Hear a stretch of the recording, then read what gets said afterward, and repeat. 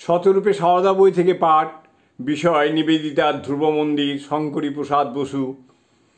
ষষ্ঠ পর্যায়ে আলোচনা ভারতীয় নারী আদর্শের চরম মানি সারদা কেন।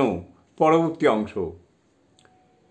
মিসেস বুল লিখেছিলেন, আমরাই প্রথম বিদেশি যারা শ্রীরামকৃষ্ণের বিধবা পত্নী সারদা দেবীকে দর্শন করার অনুমতি পেয়েছি।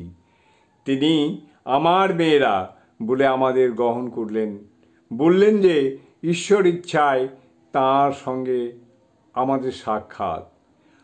আমাদের একেবারেই অপরিচিতভাবে দেখলেন না। গুরুর কাছে আনুগত্য বলতে কি বোঝায় একথা যখন তাকে জিজ্ঞাসা করা হলো, তার ক্ষেত্রে আবার নিজ স্বামী গুরু তিনি জানালেন। কাউকে গুরু নির্বাচন করলে আধ্যাত্মিক উন্নতির জন্য তার সব কথা শুনতে বা মানতে হবে, কিন্তু ঐহিক বিষয়ে